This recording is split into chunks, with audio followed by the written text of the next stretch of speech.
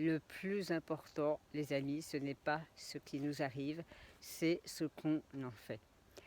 On me pose parfois cette question de Christophe, si tu avais un seul message à transmettre, ce serait quoi? Et en fait, dans ma vie tout entière, tout ce que mon parcours démontre, c'est ce message-là et c'est ça que je souhaite que les personnes retiennent de moi. Lorsque je disparaîtrai, lorsque je ne serai plus de ce monde, j'aimerais bien que les gens se disent ah ouais, lui en fait, malgré tout ce qui lui est arrivé, en fait, il en a fait à chaque fois quelque chose de beau, quelque chose d'intéressant, quelque chose d'utile, quelque chose de constructif.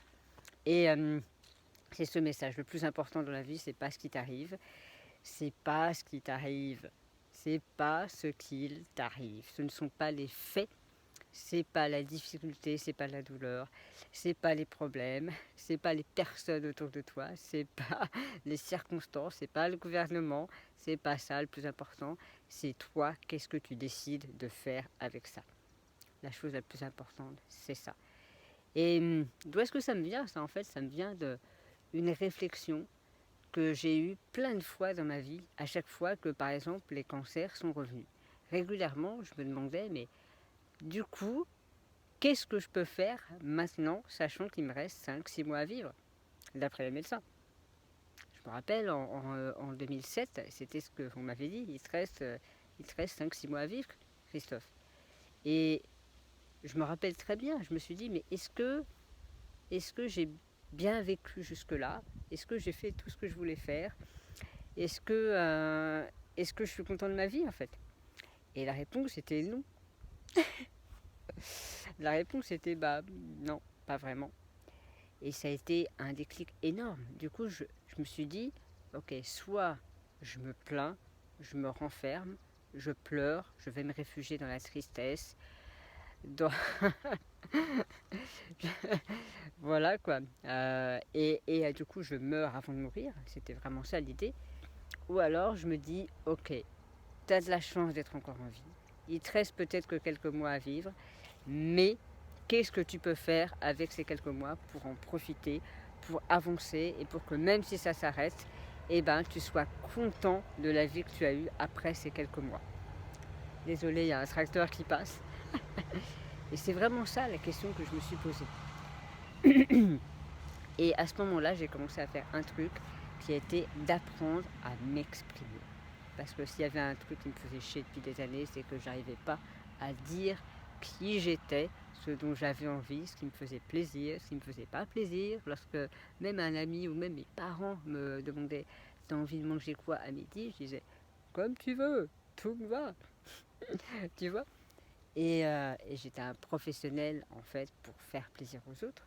Et j'avais beaucoup de mal à dire mes envies, à les assumer, à les valider. Et voilà, donc ça a été un super déclencheur, c'était douloureux, mais n'empêche que grâce, bizarrement, à ces cancers de la bouche que j'ai eus, j'ai appris à m'exprimer, à parler, à dire qui j'étais. Et j'ai commencé à me former, à acheter des bouquins, à faire des formations, à me lancer des challenges, de parler plus fort, par exemple à la boulangerie en bas de chez nous, on habitait sur Paris à l'époque, la boulangerie, et la boulangerie Pichard, pour les personnes qui connaissent. Et je me suis dit, je vais parler plus fort. À chaque fois que je demande mon pain, je vais dire bonjour avec plus de force, avec plus d'intensité. Et voilà, ça a commencé par des défis, par des petits challenges comme ça, tout simples du quotidien.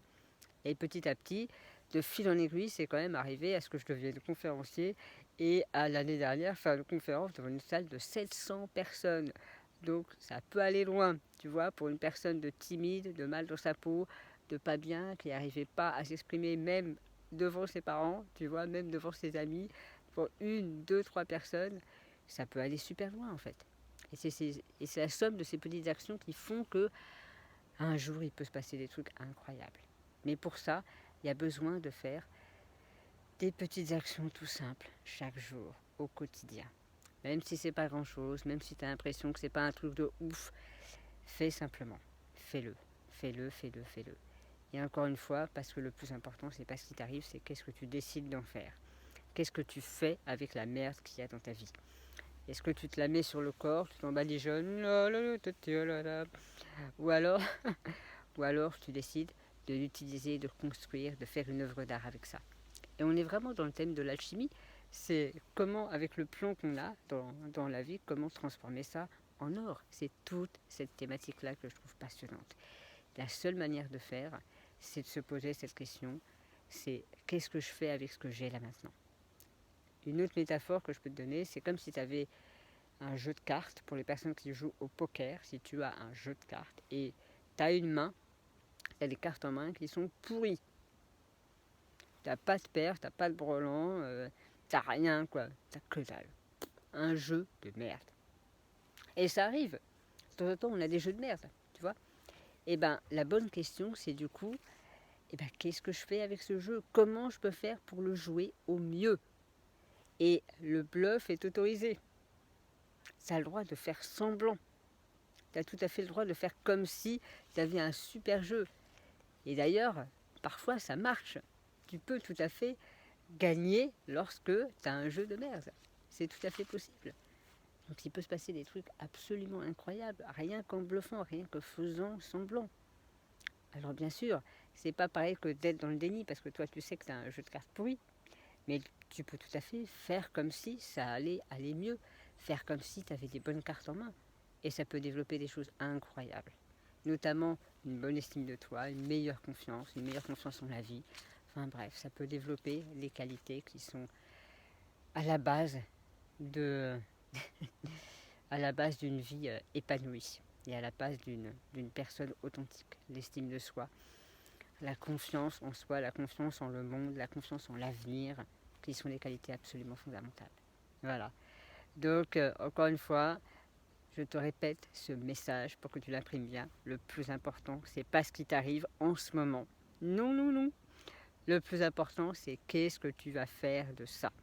Qu'est-ce que toi, tu vas décider de faire.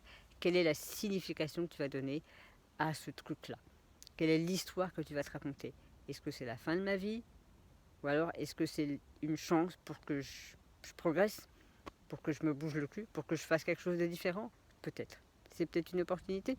Et je sais que tout ça, c'est des messages à la con que tu as déjà entendus, que tu sais, que tu connais. Et moi, ce qui m'intéresse, parce que je peux te dire que tout le monde sait ça, mais personne ne le fait. Il y en a très très très peu qui se prennent en main et qui se disent, très peu de personnes qui se disent, ok, ça je le sais maintenant, qu'est-ce que j'en fais? Bon, je prends un papier, je prends un crayon, ou j'échange avec ma compagne là-dessus, et je fais quelque chose. Je décide. Je décide. Et une décision, pour moi, c'est pas juste, oui, à partir de maintenant, je vais faire comme les décisions, tu sais, du Nouvel An. C'est pas du tout ça, c'est le faire vraiment. La décision, c'est faire. Décider, c'est agir. C'est être dans le mouvement. C'est pas simplement le dire comme ça, écrire un truc, ce qui est déjà super, mais c'est aussi faire des actions. Même si le résultat n'est pas celui escompté au début, faire ces actions et continuer à avoir la foi. À avoir la foi. Allez, je m'arrête là parce que je pourrais continuer toute la journée. Je vous souhaite une belle journée. Profitez bien, prenez soin de vous évidemment.